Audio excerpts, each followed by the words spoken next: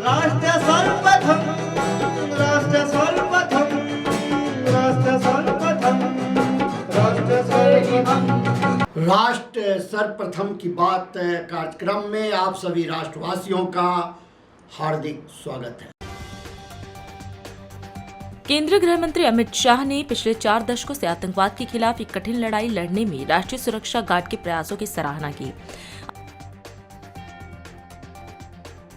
अयोध्या में दीपोत्सव के लिए तैयारियां चरम पर हैं और 56 घाटों और मंदिरों पर लाखों दीपों की रोशनी में इस साल पारंपरिक और आधुनिक सजावट और अंतर्राष्ट्रीय कलाकारों का मंचन इस पावन नगरी की सांस्कृतिक विरासत को और भी समृद्ध करेगा।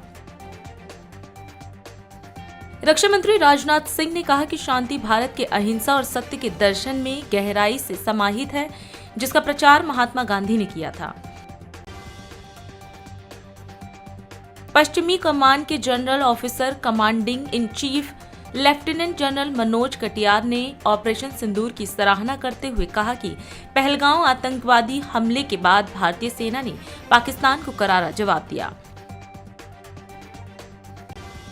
वरिष्ठ केंद्रीय मंत्री गिरिराज सिंह ने बिहार विधानसभा चुनाव से पहले भारतीय जनता पार्टी को कड़ी चेतावनी देते हुए स्ट्राइक रेट के आंकड़ों पर जरूरत से ज्यादा जोर देने और दिखावटी शक्ति प्रदर्शन के खिलाफ चेतावनी दी है। दिल्ली हाई कोर्ट ने दिल्ली पब्लिक स्कूल द्वारका और उसके अधिकारियों के खिलाफ पॉक्सो एक्ट की धारा 21 के तहत लगाए गए आरोप खारिज कर दिए।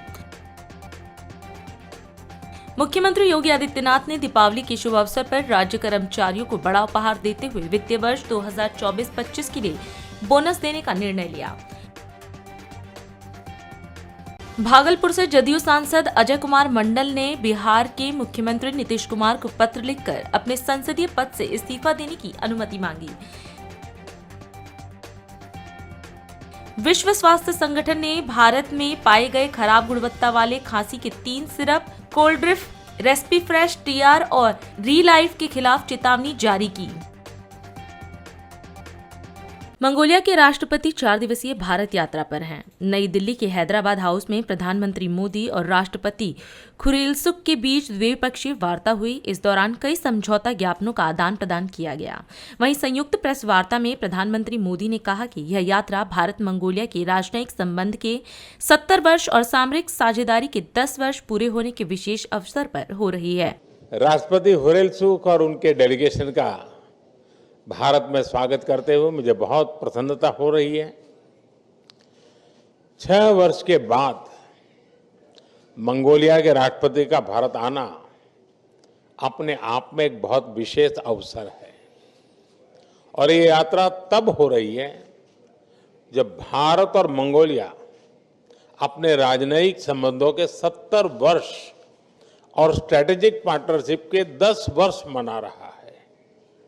इस अवसर पर आज हमने एक ज्वाइंट पोस्टल स्टैंप जारी किया है जो हमारी साझा विरासत, विविधता और गहरे सभ्यतागत संबंधों का प्रतीक है।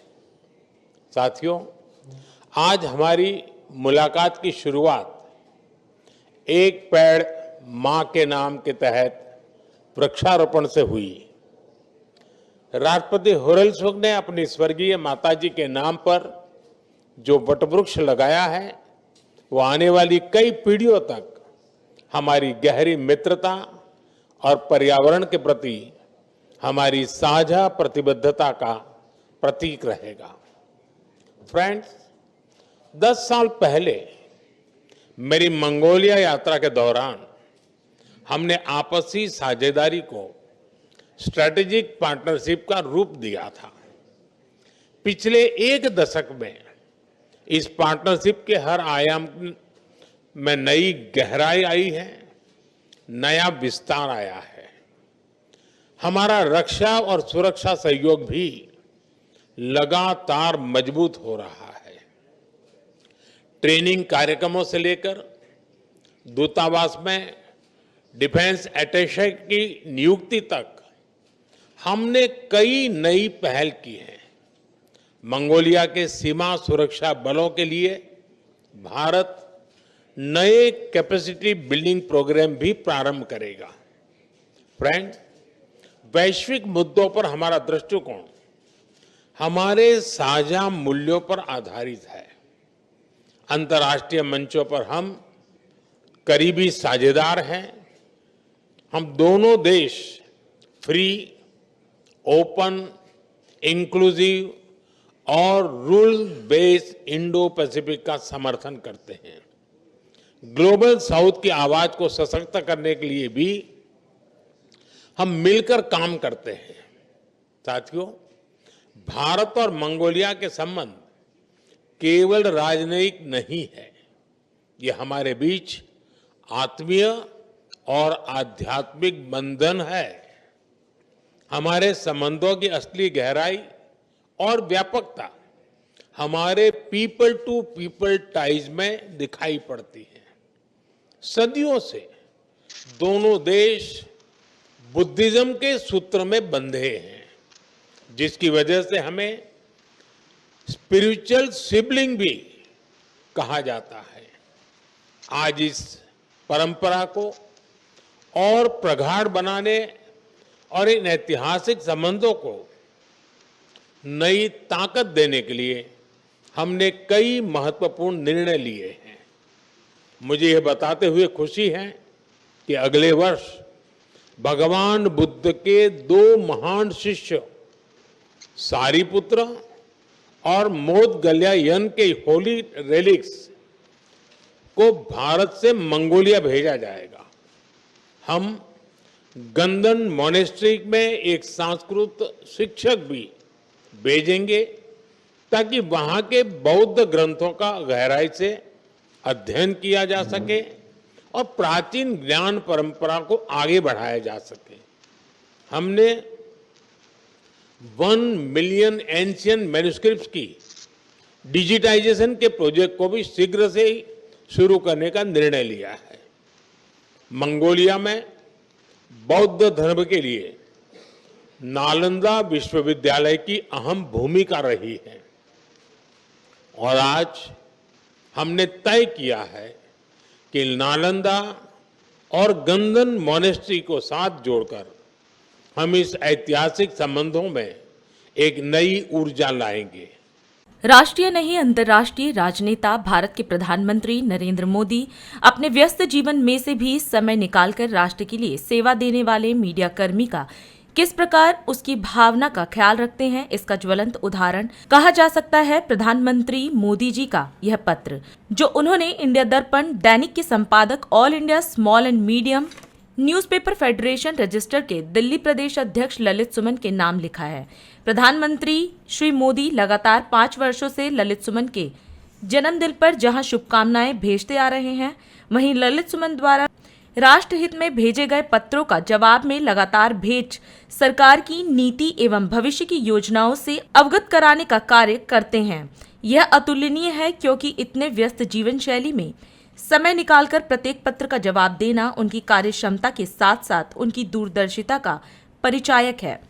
प्रधानमंत्री मोदी जी का पत्र 24 सितंबर 2024 को ललित सुमन के नाम आया था, जिसमें उन्होंने अमृतकाल की बातें करते हुए युवाओं की क्षमता की ओर ध्यान आकृष्ट किया था, जिसे इंडिया दर्पण दैनिक ने प्रमुखता से प्रकाशित किया था। यह पत्र 7 अक्टूबर 2025 को प्रधानमंत्री जी द्वारा भेजा गया, जो 14 अक्टूबर को दिल्ली मीडिया कार्यालय पर ललित सुमन को प्राप्त हुआ। इस पत्र में प्रधानमंत्री मोदी जी ने वर्ष 2047 एक आत्मनिर्भर, समावेशी और विकसित भारत के निर्माण की दिशा में तेजी से आगे बढ़ रहे राष्ट्र के संदर्भ में चर्चा की है।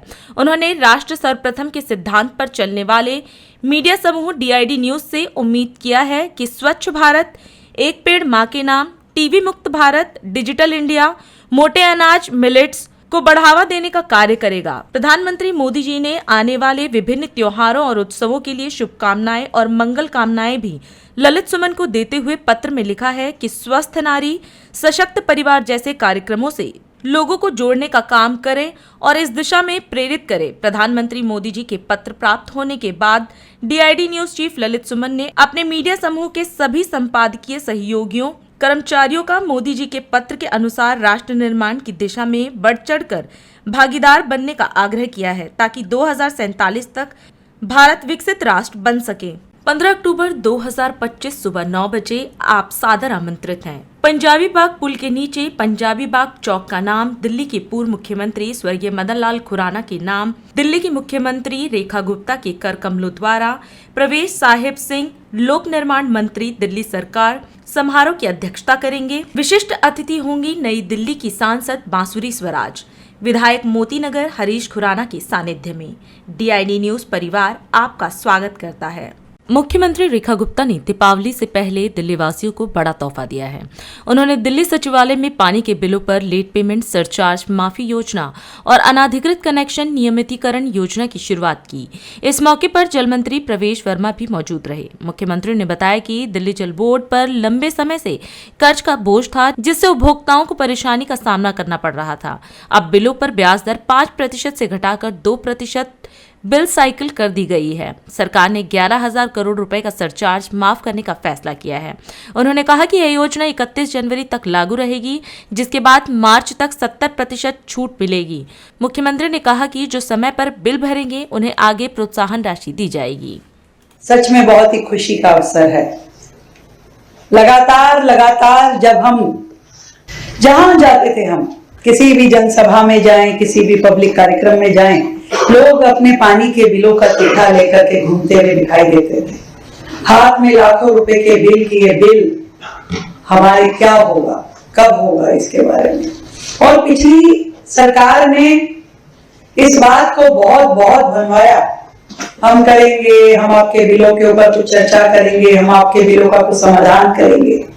परंतु इतने सालों में पिछली सरकार ने जो काम नहीं किया, मुझे खुशी है कि मात्र 7 महीने की सरकार ने निर्णय लिए, सख्त निर्णय लिए, और आज हम इस प्लेटफॉर्म पे खड़े होकर के ये कहने की क्षमता रख रहे हैं कि हाँ, हम पूरी की पूरी माफी योजना ला रहे हैं, एमनेस्टी स्कीम ला रहे हैं, जिसमें सभी घरेलू उपभोक्ताओं के लिए अब तक का जितना भी लेट पेमेंट सरचार्ज है उसे पूरी तरीके से माफ किया जाए।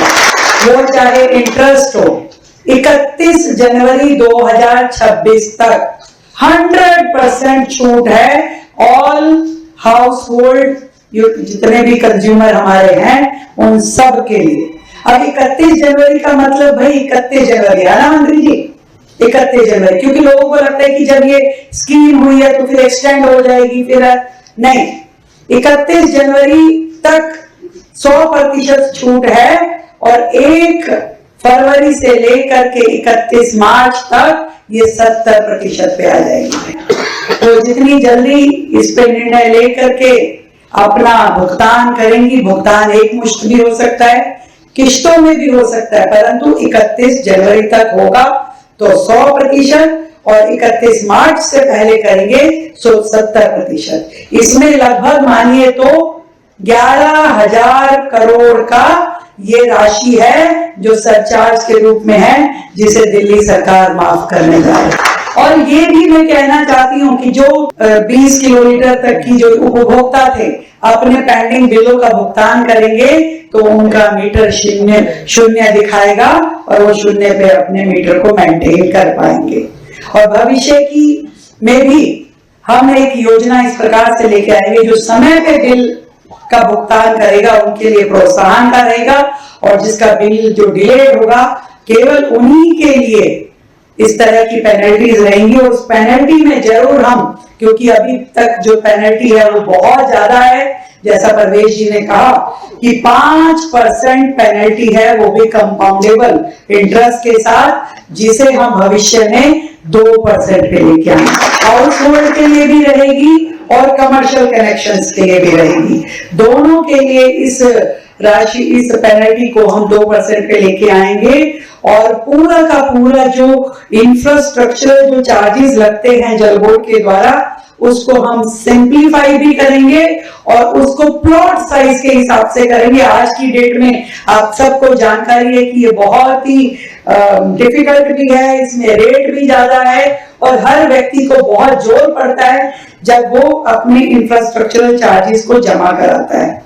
एक और विषय का जिक्र जो हमारे आदरणीय मंत्री जी ने किया, बिल्कुल हजारों कनेक्शन दिल्ली में अनऑथराइज रूप में चल रहे हैं, हजारों की संख्या में। ऐसा नहीं हो सकता कि 2.5 करोड़ की आबादी में जो कनेक्शन हो वो मात्र 29 लाख हो। हम अभी तक जो ये अनियमितीकरण का चार्ज था, पेनल्टी थी, वो 25,000 रुपए थी, जिसे हम मात्र टोकन रूप में 1,000 रुपए के रेट पर यदि अब वो हमारे पास आकर के अपने अनऑथराइज कनेक्शन को रेगुलराइज कराना चाहेंगे।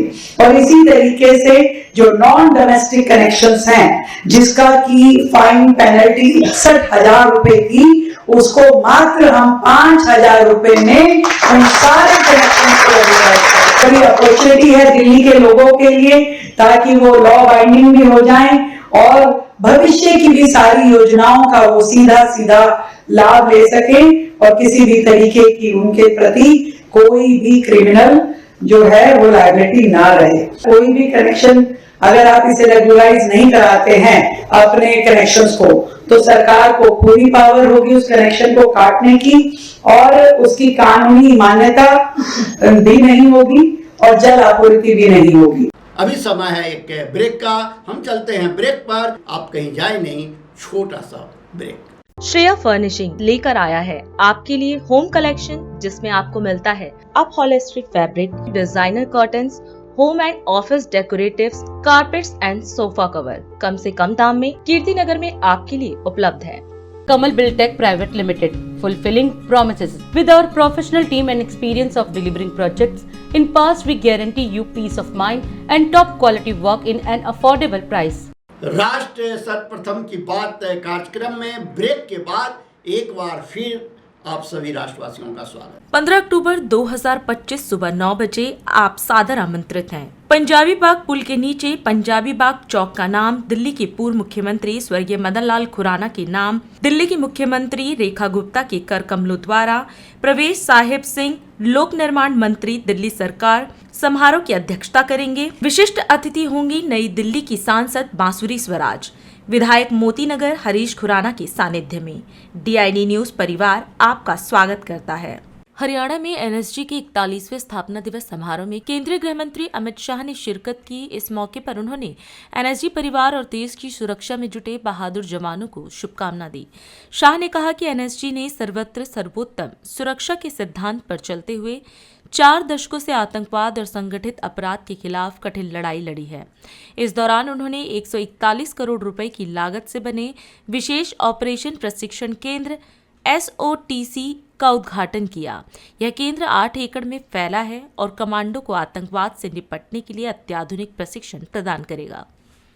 आज NSG के 41वें स्थापना दिन पर मैं समग्र देश की ओर से NSG परिवार को और विशेषकर देश की सुरक्षा में जुटे NSG के बहादुर जवानों को हृदयपूर्वक की शुभकामनाएं देना चाहता हूं। मित्रों, सर्वत्र सर्वोत्तम और सुरक्षा, ये 3 सूत्रों को लेकर समर्पण, साहस और राष्ट्रभक्ति को अपना गुण बनाकर NSG ने 4 दशकों से इस देश में ऑर्गेनाइज क्राइम, एक प्रकार से टेररिज्म के खिलाफ बहुत बड़ी लड़ाई लड़ी है। मित्रों, आज स्पेशल ऑपरेशन ट्रेनिंग सेंटर का भी शिलान्यास हुआ। 141 करोड़ की लागत से 8 एकड़ भूमि में अत्याधुनिक ट्रेनिंग, आतंकवाद का सामना करने की, कमांडोज की, स्पेशल कमांडोज की यहां पर होगी। मैं आज देश भर की राज्य पुलिस को भी कहना चाहता हूं, ये जो SOTC बना है वो केवल राष्ट्रीय सुरक्षा गार्ड के लिए नहीं है। ये SOTC देश भर की पुलिस में जो आतंक विरोधी दस्ते बने हैं वो सभी को अत्याधुनिक तकनीक के साथ ट्रेन कर कर आतंकवाद के खिलाफ लड़ने के लिए सुसज्ज बनाएंगे। क्योंकि हम सब जानते हैं कि इतने विशाल देश में केवल केंद्र सरकार आतंकवाद का सामना नहीं कर सकती, देश की सभी राज्य सरकारें और राज्य पुलिस के विशेष दस्ते एनएसजी और बाकी सभी सीएपीएफ के दस्तों के साथ मिलकर ही देश को सुरक्षित कर रहे हैं। इसलिए एसओटीसी आने वाले दिनों में देश की आतंकवाद विरोधी जो लड़ाई है उसको बहुत पैनी तरह से सुसज्जित करेंगे और इसके लिए हमेशा उनको तैयार भी रखेंगे। मित्रों, एनएसजी ने सर्वत्र सर्वोत्तम और सुरक्षा ये तीनों मंत्र को जमीन पर उतारते हुए 1984 से ऑपरेशन अश्वमेघ, ऑपरेशन व्रत शक्ति, ऑपरेशन ढांगू, अक्षरधाम का हमला, बंबई पर का हमला, कई सारे राष्ट्रीय संकटों को बहादुरी से और अपनी कुने से राष्ट्र को सुरक्षित किया है।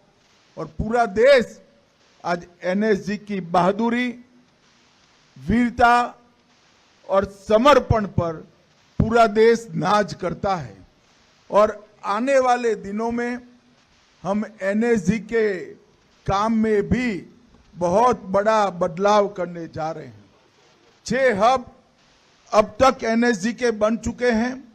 मुंबई, चेन्नई, कोलकाता, हैदराबाद, अहमदाबाद, जम्मू टास्क फोर्स और अब अयोध्या में भी बनने जा रहा है। ये 6 जगह पे एनएसजी के कमांडो 365 दिन 24 घंटा तैनात रहेंगे।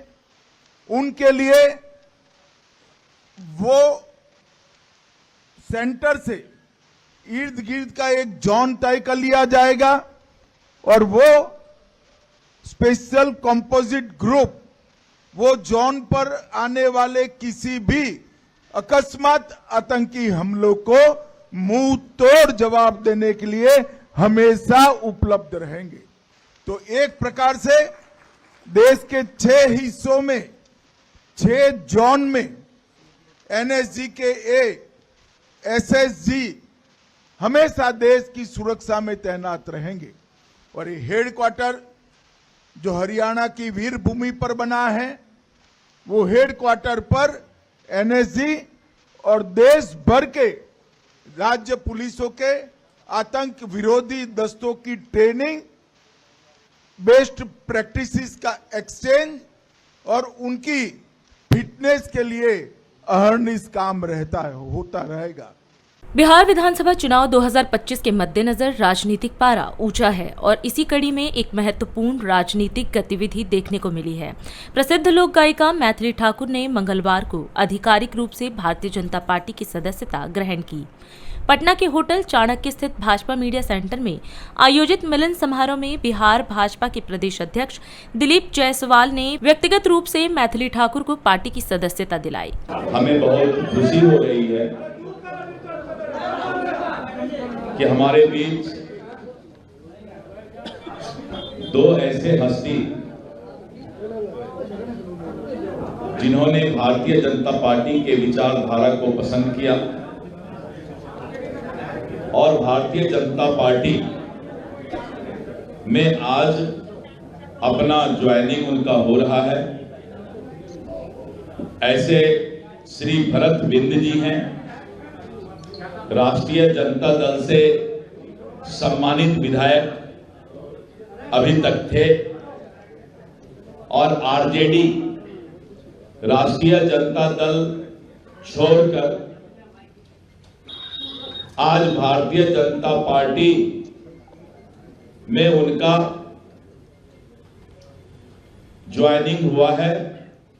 मैं भरत बिंद जी का जो भभुआ विधानसभा संख्या 205 से जीत कर आए हैं, मैं उनका भारतीय जनता पार्टी में स्वागत करता हूं। और हमारे दूसरे जो लोक गायिका हैं सुश्री मैथिली ठाकुर जी,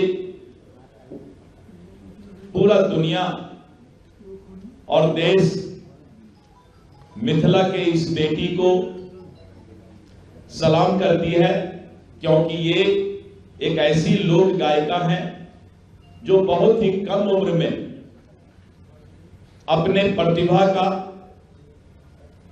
परिचय पूरे देश को और दुनिया को देने का काम किया है।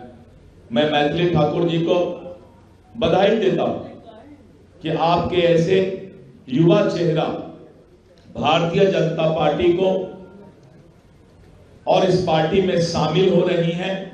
इसके लिए भारतीय जनता पार्टी आपका स्वागत करता है। पूरा बिहार आज इस बात को मान रहा है कि यहां के मतदाता तैयार हैं।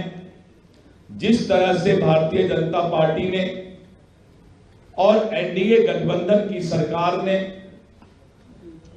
दुनिया के लोकप्रिय नेता और भारत के यशस्वी प्रधानमंत्री श्री नरेंद्र मोदी जी और बिहार के लोकप्रिय मुख्यमंत्री श्री नीतीश कुमार जी के नेतृत्व में बिहार आगे बढ़ रहा है, बिहार विकसित हो रहा है और मतदाता इस बात का मन बना चुकी है कि हम फिर से बिहार में 2/3 से भी ज्यादा बहुमत से एनडीए की सरकार बनाने जा रही है।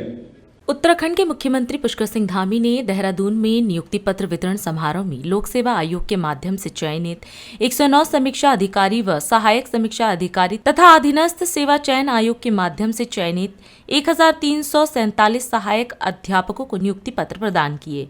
मुख्यमंत्री ने सभी को उज्जवल भविष्य की शुभकामना देते हुए कहा कि आज से उनके जीवन की नई शुरुआत हुई है। उन्होंने कहा कि उत्तराखंड के निर्माण और विकास की जिम्मेदारी अब युवाओं के कंधे पर है। मुख्यमंत्री ने बताया कि बीते 4 वर्षों में 26,500 से अधिक युवाओं को सरकारी नौकरियों का अवसर मिला है।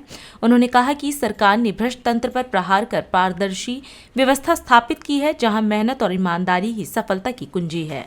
नियुक्ति पत्र प्राप्त करने वाले सभी अभ्यर्थीगण, सभी अभिभावकगण, सभी शिक्षा विभाग और सचिवालय प्रशासन विभाग के सभी अधिकारीगण, आज इस अवसर पर चयनित होने वाले अभ्यर्थियों को मैं सभी को हार्दिक बधाई देता हूं। आज का दिन आपके जीवन में एक नए अध्याय की शुरुआत हो रही है और ऐसे अवसर पर आप सभी के बीच में उपस्थित होना मेरे लिए भी बहुत प्रसन्नता का विषय है। आज का ये अवसर न केवल आपके जीवन का एक महत्वपूर्ण पड़ाव है, बल्कि ये हमारे राज्य के लिए भी, उसकी उज्जवल युग के लिए भी, और जो हमारे अमृत काल जिसमें भारत को विकसित भारत बनना है, उस भारत की नींव रखने में भी आप सबकी भूमिका बहुत महत्वपूर्ण होने वाली है। मुझे पूरा विश्वास है कि आप सभी अपने कर्तव्यों का पालन करते हुए, अपनी जिम्मेदारियों को निभाते हुए और पूरी निष्ठा, पारदर्शिता और समर्पण की भावना से काम करेंगे। आपकी नियुक्ति ऐसे स्थानों पर हो रही है जहां आपकी बहुत आवश्यकता है। शिक्षा विभाग को भी आवश्यकता है, उस विद्यालय को भी आवश्यकता है जहां आपकी नियुक्ति होगी, उस क्षेत्र को भी और वहां के बच्चों को भी आपकी बहुत ज़रूरत है। और ये ज़रूरत आपके लिए एक चुनौती होनी चाहिए और इस चुनौती को आप लोग स्वीकार करिए, चैलेंज को स्वीकार करिए और इसको अवसर में बदल दीजिए। शासन व्यवस्था का सबसे महत्वपूर्ण आधार उसका प्रशासनिक तंत्र होता है और सचिवालय, आप सब जानते हैं, जिनको भी सचिवालय आना जाना पड़ता होगा या आए गए होंगे, कि वो हमारे राज्य की शासन व्यवस्था का मस्तिष्क हम इसको कह सकते हैं, क्योंकि सारी व्यवस्थाएं वहां से संचालित होती हैं, नीतियां बनती हैं, निर्णय लिए जाते हैं और विकास योजनाओं को धरातल पर उतारने का खाका तैयार किया जाता है। इस पूरी व्यवस्था को प्रभावी बनाने में जो हमारे आज समीक्षा अधिकारी एवं सहायक समीक्षा अधिकारी हैं, उनकी भूमिका अत्यंत महत्वपूर्ण होती है। आप लोग वो कड़ी बनने जा रहे हैं जो नीति निर्माण में और उसके क्रियान्वयन के बीच एक सेतु का काम करेंगे। और अधिक खबरों के लिए आप हमारे YouTube चैनल दैनिक इंडिया दर्पण को अभी सब्सक्राइब करें और नोटिफिकेशन के लिए बेल आइकन को प्रेस करना ना भूलें। आज हम इस कार्यक्रम में आपसे विदा लेते हैं। आप अन्य खबरों के लिए बने रहें। राष्ट्र सर्वप्रथम, वंदे मातरम, जाग उठा है भारत।